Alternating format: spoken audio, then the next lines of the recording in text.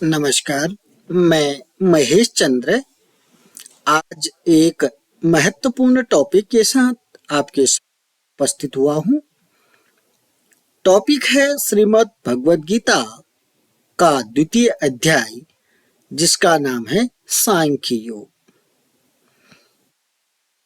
यह श्रीमद् भगवद गीता का द्वितीय अध्याय बीए छठे सेमेस्टर के पाठ्यक्रम में लगा हुआ है।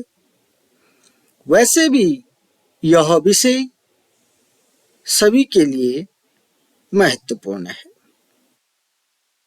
हम द्वितीय अध्याय के 14 श्लोकों पर वीडियो बना चुके हैं।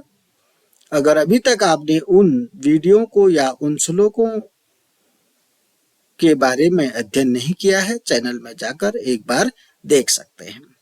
आज की वीडियो में हम बताने वाले हैं श्लोक नंबर 15 और 16।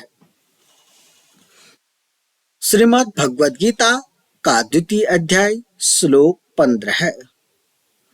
यं हि न व्यथयन्ति एते पुरुषं पुरुषऋषभ सम दुख सुखम धीरसो अमृतत्वाय कल्पते। क्या लिखा है, क्या कह रहे हैं? अर्जुन को श्री कृष्ण भगवान कह रहे हैं पुरुष ऋषभ का मतलब है पुरुषों में श्रेष्ठ। हे पुरुष श्रेष्ठ, ही का मतलब होता है क्योंकि हे पुरुष श्रेष्ठ, सम दुख सुखम, सम मने समान, दुख मने दुख को, सुखम मने सुख को। क्योंकि हे पुरुष श्रेष्ठ सुख और दुख को समान समझने वाले। आप कौन समझते हैं? सुख और दुख को समान कौन समझते हैं? धीर पुरुष। सुख दुख को समान समझने वाले जो धीर पुरुष, जिन धीर पुरुषों को इंद्रिय और विषयों के संयोग, एते मने ये, एते का मतलब होता है ये कौन? इंद्रिय और विषयों का संयोग। इससे पूर्व के श्लोक में हमने पढ़ा था इंद्रिय और विषयों का संयोग। तो इंद्रिय और विषयों का संयोग न व्यथयन्ते, यह इंद्रिय और विषयों का संयोग जो है व्यथित न मने नहीं करते। किनको नहीं करते? धीर पुरुषों को। कौन व्यथित नहीं करते? इंद्रिय और विषयों के संयोग। धीर पुरुषों की क्या बात कही गई है? सुख दुख को समान समझने वाले। ये पुरुष श्रेष्ठ, पुरुष ऋषभ का मतलब है पुरुषों में श्रेष्ठ। श्री कृष्ण भगवान अर्जुन को कह रहे हैं हे पुरुष श्रेष्ठ, हे पुरुषों में श्रेष्ठ, क्योंकि दुख सुख को समान समझने वाले जिस धीर पुरुष को ये इंद्रिय और विषयों के संयोग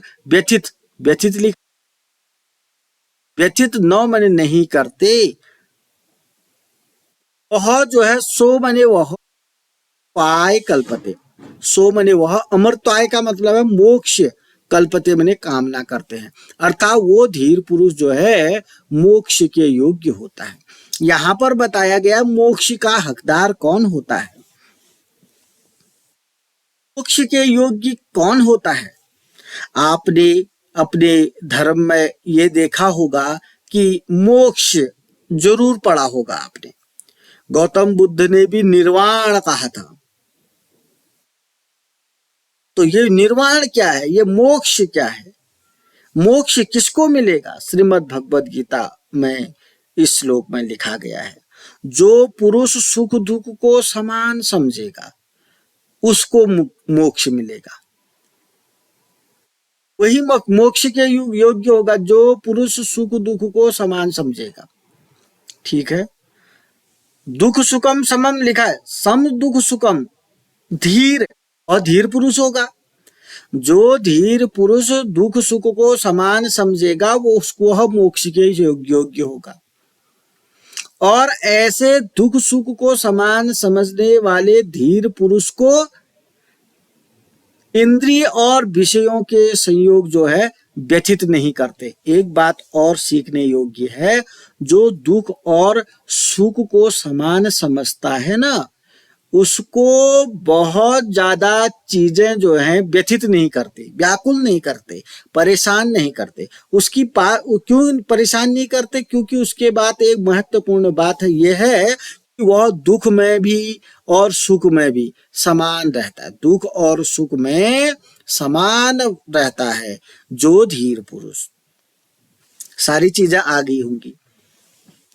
यम ही न व्यथयन्ति एते पुरुषम पुरुष ऋषभ, सम दुख सुखम धीरम सो अमृताय कल्पते। सो माने वह, अमृताय माने अमृत्व की यानी कि मोक्ष, कल्पते माने कामना करता है, मोक्ष के योग्य होता है। अब कौन मोक्ष के योग्य होता है? प्रस्तुत श्लोक के माध्यम से इसका आंसर दीजिए और आपको श्लोक नंबर 15 समझ में आ जाएगा।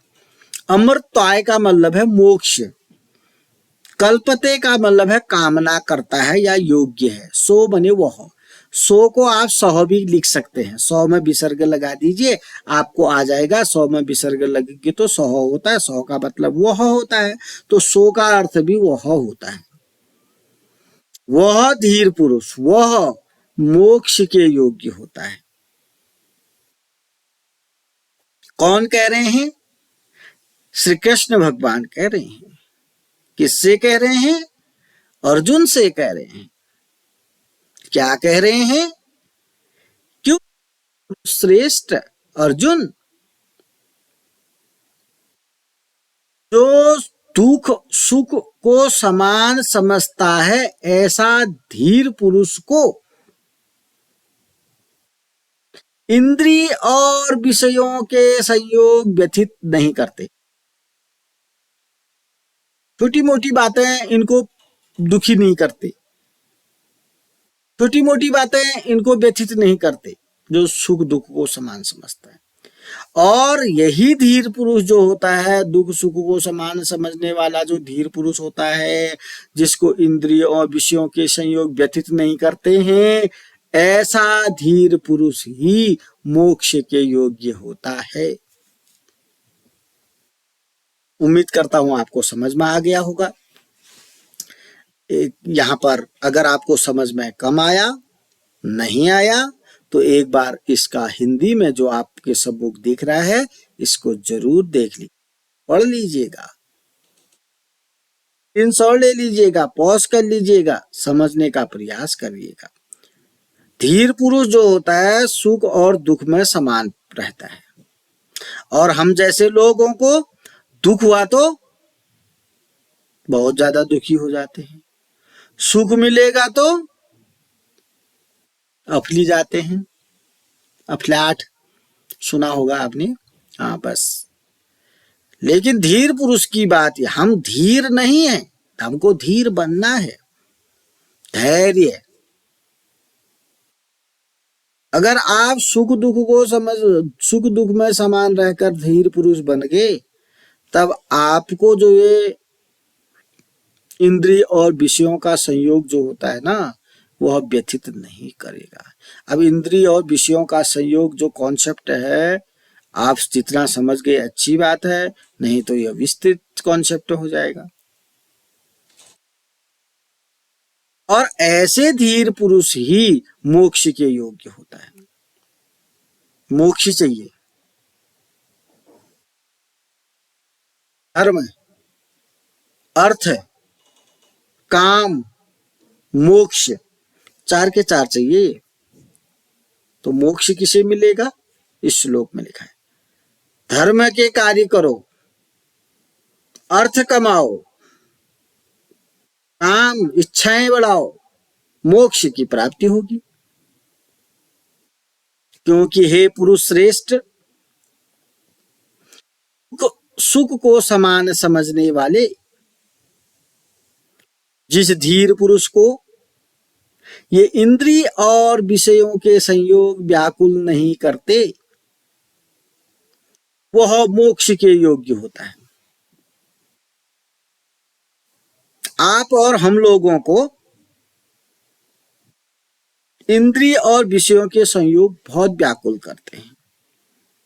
का मतलब यह है कि हम धीर पुरुष नहीं हैं। वैसे भी हम कितने धीर पुरुष हैं? हम सुख दुख में समान रहते हैं, नहीं रहते हैं।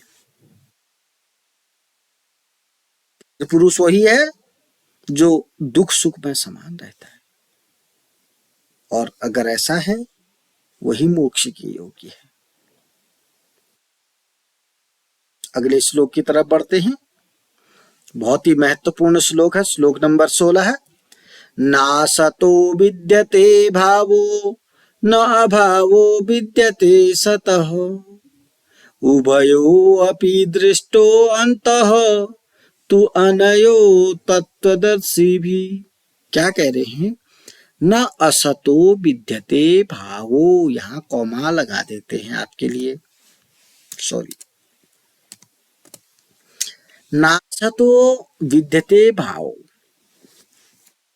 नासतो का संधि विच्छेद करें, नौ बने नहीं, असत बने असत। असत वस्तु की सत्ता नहीं है, भाव बने सत्ता। अब समझने का ये दार्शनिक हो गया, बहुत गूढ़ता से, बहुत ध्यान लगा करके समझना पड़ेगा। इसलिए मैंने कॉमा भी लगा रखा है, पहले इसका ही अर्थ समझ लीजिएगा। नौ बने नहीं, असत बने असत वस्तु की, असत वस्तु की, भावो मने सत्ता, नौ मने नहीं, देते मने है। असत वस्तु की सत्ता नहीं है, इतना समझ गए। असत शब्द दिख रहा है आपको, असत वस्तु न असत लिखा है, असत शब्द देख लो, नौ अलग कर दो, नौ मने नहीं है, नौ धन असत। असत, असत का मतलब हो गया है, असतों का मतलब हो गया है असत वस्तु की सत्ता। भाव मने सत्ता, नौ मने नहीं, विद्यते मने है। असत वस्तु की सत्ता नहीं है। असत का मतलब है जो वस्तु है ही नहीं, उसकी बात ही क्यों करनी। असत वस्तु की सत्ता है ही नहीं, क्लियर है ना। असत वस्तु की सत्ता नहीं है। अभावो विद्यते सत, जो सत है उसका अभाव नहीं है। सत वस्तु, सत बने जो विद्यमान है, सत बने जो विद्यमान है, उसका न मने नहीं, अभावो विद्यते, उसका अभाव नहीं है। बस सत और असत। सत का मतलब है जो विद्यमान है, उसका अभाव नहीं है, और जो असत है उसकी सत्ता ही नहीं है।